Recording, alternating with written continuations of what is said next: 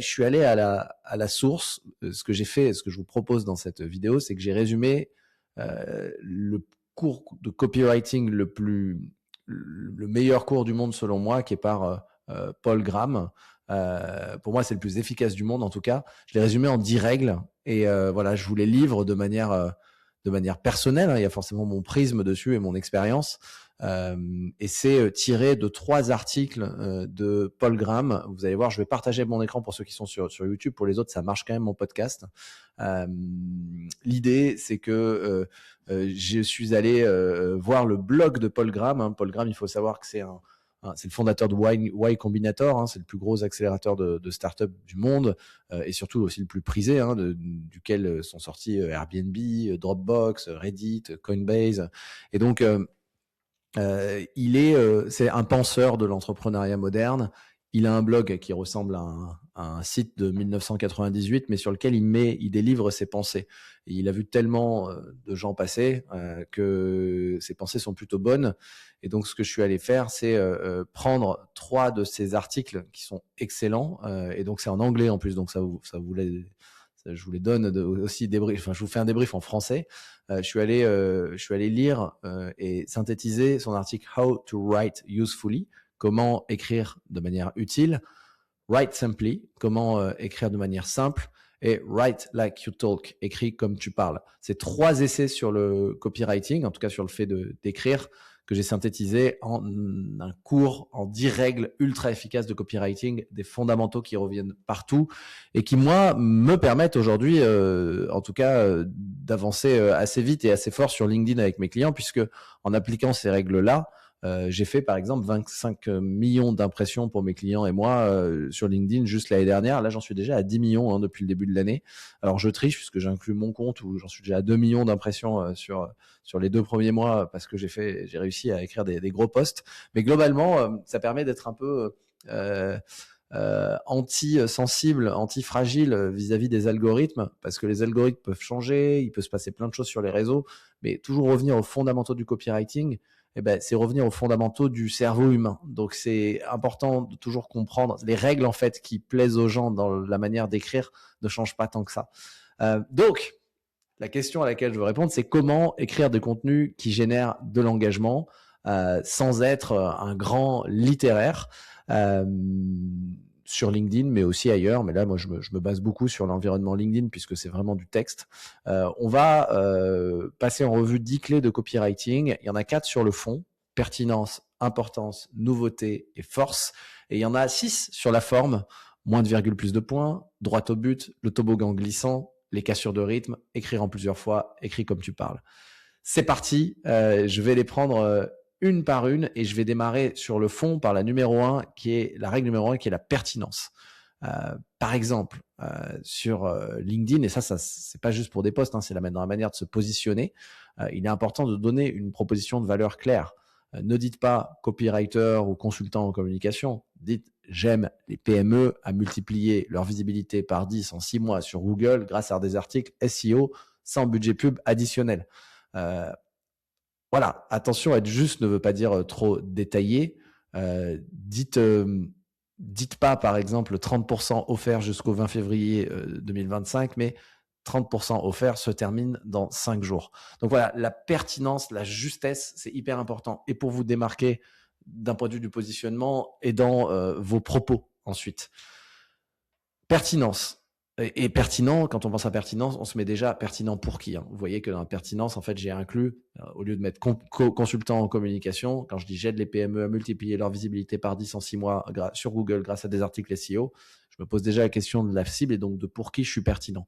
Hyper important, c'est le truc numéro 1 sur le fond, c'est je m'adresse à qui, et savoir à qui on s'adresse permet d'être pertinent parce que on va être spécifique pour ces gens-là, on va donner des exemples, on va donner des chiffres. Et donc, base numéro 1 du copywriting. Deuxième règle, c'est l'importance. L'importance d'une idée, elle dépend de 2 facteurs. Elle dépend du nombre de personnes pour qui le sujet il est important, et elle dépend aussi du degré d'importance moyen de ce sujet dans la vie des gens. Donc là, je donne un exemple à l'écran pour ceux qui sont sur YouTube, où avec mon client Romain, ça c'était l'année dernière, on a écrit un post sur le fait d'embaucher un étranger. C'est un post qui a fait 15 000 likes, plus d'1 million de vues à lui tout seul. Et voilà, on a touché un sujet, le fait d'embaucher un étranger, qui était important pour les gens et important pour les gens, pour les étrangers qui vivent en France, important pour les gens en France. Et donc ce poste, il avait, ouais, c'est à la fois un sujet d'important et surtout qui touchait pas mal de monde. Parce que tout le monde a son avis aussi sur embaucher un étranger en France. Voilà, tout le monde n'a pas le même avis, mais tout le monde a un avis. Donc voilà un exemple d'importance de sujet qui fait que derrière le poste est bon, hein, bien sûr, et il était vrai surtout. Mais l'importance, c'est ça, c'est aller toucher des zones chaudes de contenu. On peut faire le meilleur post du monde, le meilleur truc, meilleur taf du monde en copywriting. Si le sujet il est pas important pour les gens, personne va lire. Troisième élément de fond, c'est la nouveauté. Et ça marche très bien. C'est le fait de partager des insights personnels sur son expertise ou rebondir avec son insight personnel sur une actu. Ça crée, plus l'insight est nouveau ou plus on rebondit sur une actu qui est fraîche, plus ça crée chez le lecteur, ah tiens, bah, j'avais pas vu ou je voyais pas les choses comme ça. En fait, plus c'est utile. Et donc voilà, là je donne un exemple, un post de Thibault Louis qui disait il y a quelques jours, Marc Simoncini a annoncé que son entreprise de vélo mettait la clé sous la porte, donc actu. Et il y a eu 2 types de réactions, 2 points. Donc là, la promesse de ce post, c'est qu'il va nous donner, il nous donne une actu et il va nous donner son insight, il va nous donner son analyse. Donc voilà, il se contente pas juste de donner l'actu. Et donc ça, c'est un peu la nouveauté. Tiens, la nouveauté de point de vue par rapport à ça. Il donne vie quelque part à une actu. J'ai travaillé là, insight pur qui revient, je compare, j'ai remis un post de Thibault, mais c'est pour comparer entre insight sur une actu et insight sur juste son expertise. J'ai travaillé avec plus de 80 entrepreneurs à succès. Voici les 10 points qui m'ont marqué pour attirer cette cible de high ticket. Donc là, on sait qu'il va nous donner vraiment ses insights à lui sur son expertise. Et donc, c'est quelque chose qui va être forcément neuf puisqu'il n'y a que lui qui peut le dire. On a vu pertinence, importance, nouveauté. Il y a un dernier truc sur le fond, c'est la force d'une idée. Et ça peut dépendre de son auteur, mais ça dépend aussi de l'idée, enfin de la manière dont on délivre une idée. En tout cas, le déroulement logique de la pensée et le fait d'assumer personnellement donne plus de force à une idée. Il y a l'idée en elle-même, mais il y a aussi la manière de faire. Le fait de la dérouler logiquement, le fait de l'assumer personnellement. Pour ça, il est très important d'exprimer son degré de certitude d'une idée. Je vais prendre un exemple volontairement extrême. Anthony Bourbon, pour ceux qui connaissent ou qui connaissent pas, c'est un entrepreneur qui n'y va pas de main morte dans ses manières de s'exprimer. Et donc, il peut être très clivant. Mais donc, je fais exprès de prendre cet exemple-là. Il faut pas faire comme Anthony, mais c'est un bon exemple. Anthony Bourbon, en tout cas, il affirme toujours ses idées avec un maximum de certitude et une logique implacable. Là, j'ai mis un exemple à l'écran d'une vidéo qui fait plus d'1 demi-million de vues, où il dit l'État est mal géré. Si un entrepreneur faisait gérer son entreprise comme les gens gèrent l'État, il va en prison. Et c'est vrai que c'est à la fois hyper choquant. En gros, il est en train d'expliquer qu'un politique, la moitié, il devrait aller en prison dans leur manière de gérer les comptes de l'État. Et donc il y va très fort. Et en même temps, il est d'une logique implacable, puisque c'est la réalité. Si un entrepreneur était constamment déficitaire en dette, il finirait par se faire prendre sa maison et puis il finirait par aller en prison, puisqu'il pourrait plus payer. Et donc, voilà, logique implacable, certitude et provocation. Après, il choisit une idée qui, en plus, potentiellement est forte. Souvenez-vous, dans la force des idées, que dire tout haut ce qui dérange peut rendre vulnérable quand même et attirer de la haine en ligne. Donc, il faut aussi être prêt à assumer. Faut pas juste faire pour provoquer, être clivant pour être clivant. Je pense que ça marche pas. Faut être prêt à assumer et argumenter. On est sur pertinence, importance, nouveauté, force. Et maintenant, ça, c'était les sujets de fond. Dans le copywriting, il y a aussi la forme. OK ? Donc, il y a une idée très simple, mais très efficace, qui est ce que j'appelle, moi, moins de virgule, plus de points.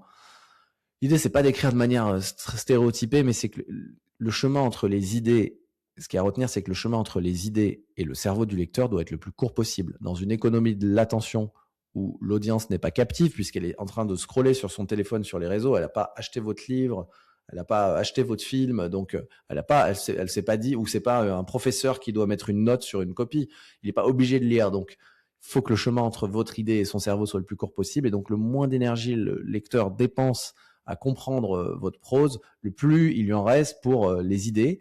Et donc, plus il lui en reste aussi pour liker et engager en commentaire. Donc, l'idée de mettre plus de points, moins de virgules, c'est une manière de dire on supprime le jargon, on supprime les buzzwords, on supprime les adverbes, on supprime les superlatifs, on fait des phrases courtes, on va à la ligne, on aère. Ça, c'est hyper important. On cut le texte à l'écrit quand on est dans un contexte de communication en ligne. Donc, mot simple, phrase courte, moins de virgule, plus de points. Deuxième point de forme, c'est droit au but. Si on met plus de 3 phrases à savoir de quoi ça parle, personne ne va lire. C'est le concept des accroches sur LinkedIn. Une accroche, elle doit contenir sur LinkedIn l'idée et la promesse du post. Donc, exemple de post que je vais mettre à l'écran pour ceux qui sont sur YouTube. C'est un post à 2800 likes. Je prends que des trucs qui marchent. Je n'imprime jamais. Donc, on voit un ticket de caisse avec des patates. Enfin bref, un vrai ticket de caisse avec une flèche vers un endroit où il y a marqué votre ratio climat, 13 centimes d'euros.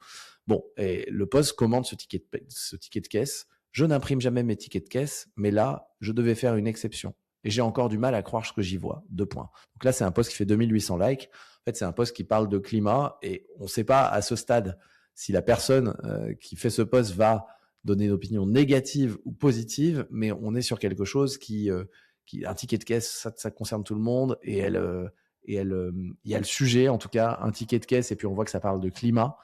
Et donc les courses, ça touche tout le monde. On voit que c'est dans un contexte où elle fait ses courses. Et la promesse, c'est j'ai encore du mal à y croire ce que j'y vois. Et ben, on a envie de se dire attends, on comprend pas trop. En plus, on comprend que c'est un sujet qui nous touche tous, mais on comprend pas trop ce qu'elle va. Donc promesse, elle va nous dire ce qui va pas ou ce qui va bien. Ok. Et donc ça, c'est une vraie accroche. Sujet, promesse. On est tout de suite dans le sujet. Et en plus, on a envie de cliquer parce qu'on sait pas ce qu'elle veut nous dire. Tu vois, on a compris le sujet. Ok, mais ok, what's next quoi. Si elle avait démarré par le post par ce matin, je suis allé faire des courses et j'ai acheté des patates douces. Non, ça fonctionne pas. Vous voyez le truc? Parce que ça, c'est ça son contexte. Elle peut pas démarrer par ordre chronologique. Elle démarre tout de suite par le point saillant. Donc, droit au but. Autre point, le 7e, on est toujours dans les points de forme maintenant, c'est la structure en toboggan glissant. Là, c'est hyper simple, c'est très imagé. Il faut s'imaginer un toboggan glissant, un toboggan enfin une suite de plein de toboggans glissants. C'est-à-dire que chaque idée doit amener à l'autre idée logiquement. Et donc, il faut s'imaginer que quand vous écrivez un texte, entre chaque ligne, il y a soit un mais, soit un et donc. Et souvent, c'est bien d'enchaîner. Je suis allé faire mes courses, mais j'ai imprimé mon ticket de caisse. Et donc, je me suis rendu compte d'un problème. Et donc, souvent, les structures en toboggan glissant, c'est ça. Mais, au moins, il y a un petit accroche dans le récit. Et donc, voilà ce qui s'est passé. Et donc. Les épisodes South Park sont écrits comme ça, dans que des structures et donc. Ça permet de mettre du lien entre tout ce que vous écrivez. S'il y a trop de ça marche pas, en fait, on s'endort. Pour rythmer le récit, pensez à et donc, conséquence, et donc. Ça, c'est le toboggan glissant. Et normalement, une idée doit en amener une autre.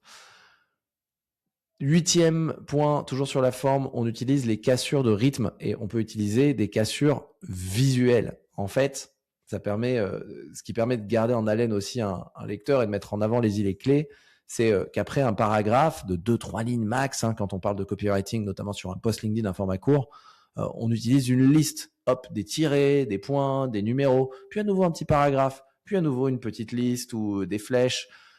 Et donc voilà, c'est simplement basé sur le fait que les études neuroscientifiques ont identifié que sur un écran, les gens ne lisent pas, ils survolent.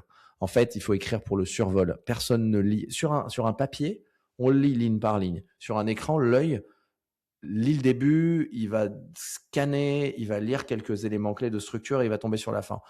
Sachant que notre cerveau ne lit pas pareil sur un écran, il survole, il scanne. Il faut écrire pour le scan. Ça, c'est malheureux, mais c'est comme ça. On s'adapte au cerveau. Et donc, entre un gros pâté et un truc aéré, rythmé, tout le monde lit le truc aéré et rythmé. Voilà, ça, c'est plus une histoire d'aération et de cassure de rythme. Deux derniers points. On a fait des points sur sur le fond, pertinence, importance, nouveauté, force d'une idée. On a fait des points sur la forme, moins de virgule, plus de points, donc rapide, droit au but sur le sujet, le toboggan glissant et les cassures de rythme sur la forme. Je termine par 2 points de process, c'est-à-dire de process d'écriture. Un point très très important, c'est en fait l'écriture, en tout cas la diffusion de bonnes idées ne se fait jamais d'un seul coup. Il ne faut pas s'imaginer qu'on arrive sur une feuille blanche, on se dit qu'est-ce que je vais écrire, je l'écris et je le publie. Ça n'existe pas. Il faut écrire en plusieurs fois. On écrit mieux quand on écrit en plusieurs fois. Il y a 3 temps qui sont différents pour le cerveau et qui sont compliqués de mettre au même moment. C'est les idées, il faut les noter en permanence. Elles arrivent sous la douche quand on lit un article, quand on est en train de bosser. Les idées, il n'y a pas de secret, il faut tout le temps les noter. 80% seront mauvaises, mais ça, c'est un temps continu. Ok, moi, je suis tout le temps en train de noter mes idées. J'ai une conversation WhatsApp avec moi-même, par exemple. Deuxième point, c'est, ok, maintenant qu'on a plein d'idées, il y en a une qui nous tente, bien, on écrit. C'est écrire une version 1 d'un post en se contentant d'abord sur le fond du message. Vous vous souvenez, pertinence, importance, nouveauté, force. Ça, c'est une version 1 d'un post, c'est le fond. C'est encore pas bien fait pour générer de l'engagement, mais c'est pas grave, c'est le fond du message, version 1. Ça, c'est, quand vous écrivez, c'est très dur de faire et la version 1 et la version 2. Version 1, on laisse reposer une nuit, on s'y remet plus tard. Version 2 d'un post, version finale, c'est celle où on l'a paramétré pour engager, pour générer de l'engagement sur LinkedIn, par exemple. Là, c'est bien de partir d'une version 1 et de se dire, je réfléchis maintenant à moins de virgule, plus de points. Comment je vais droit au but? Par quoi on entre dans le truc, quoi. Le toboggan glissant, les cassures de rythme. C'est ce raffinage de la forme qui fait que le post va générer de l'engagement. Ça, c'est un exercice différent du cerveau que l'exercice de fond. Donc, très compliqué. C'est pour ça que même les écrivains, ils écrivent en plusieurs fois, ils font que revenir sur leur texte. Donc, écrire en plusieurs fois, moi, j'ai 3 étapes. C'est les idées en continu, écrire des versions 1 qui sont pas bien faites, qui sont moches, qui sont longues, mais ça me vient souvent, soit ça me vient à un moment donné, soit je me cale. Moi, généralement, c'est le vendredi matin pour dérouler des posts, et souvent la version 1, je suis pas satisfait, mais c'est pas grave, j'y reviendrai plus tard. Et j'ai mes versions 2, ils sont quasiment finis en fait. J'ai une version 1, je me dis, ah bah oui, lui, il était super bien avancé. Vas-y, go, je vais faire ce post. Et c'est plus je joue au Lego pour en faire un truc publiable, quoi. Ok. Dernier point, le point 10, qui est un autre point de process, c'est écrit comme tu parles. Les meilleures personnes, les plus inspirantes, ceux qui regardaient des posts, j'allais dire Barack Obama, mais je pense que c'est lui qui écrit ses posts sur Instagram. En fait, regardez des posts de gens qui vous inspirent, de manière générale, mais de gens qui vous inspirent et à l'oral et à l'écrit. Vous allez voir que leurs posts à l'écrit, ça arrive, il y a des humoristes aussi qui sont très bons. En fait, vous allez voir que les gens qui sont très bons, généralement, ils écrivent comme ils parlent. On les lit, on sait que c'est eux. Donc ça, c'est une vraie règle. Le langage, le copywriting en ligne, on n'est pas en train de disserter en 3 points et 12 sous-parties. On écrit comme on parle. C'est vivant. Ça ne veut pas dire familier, ça ne veut pas dire vulgaire, ça veut dire écrire comme on parle. Et donc ça, c'est le meilleur conseil qu'on m'ait donné, c'est si à la fin, quand je lis le post, ça a l'air complètement pas naturel, c'est que c'est pas bon. Voilà, il y a une citation que j'aime bien qui dit: le langage informel, c'est comme la tenue de sport pour les idées. C'est les idées, il faut qu'elles courent vers le cerveau des gens, et donc si on le met en mode formel, ça va pas aller. Toujours cette idée d'aller plus vite vers le cerveau des gens. C'est le meilleur conseil qu'on m'ait donné, et voilà, il faut lire ses posts tout haut. C'est fini pour ce débrief sur les 10 grandes règles de copywriting issues de Paul Graham. Normalement, quand vous appliquez toutes ces règles, vous avez tout en fait. Il y a pas ça sert à rien d'acheter des formations de copywriting, c'est que de la pratique. Hein.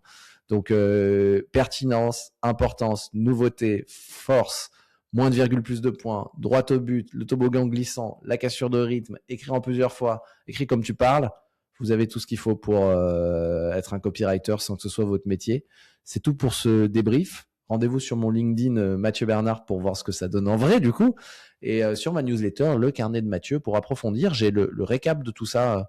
Je le mets dans les notes de l'épisode sous forme de newsletter. Mon LinkedIn aussi y est. Et si vous avez besoin d'accompagnement ou si un ami à vous, dirigeant, entrepreneur, a besoin de conseils, contactez-moi ou dites-lui de me contacter, qu'on vérifie ensemble son éligibilité pour un accompagnement. À très vite, salut!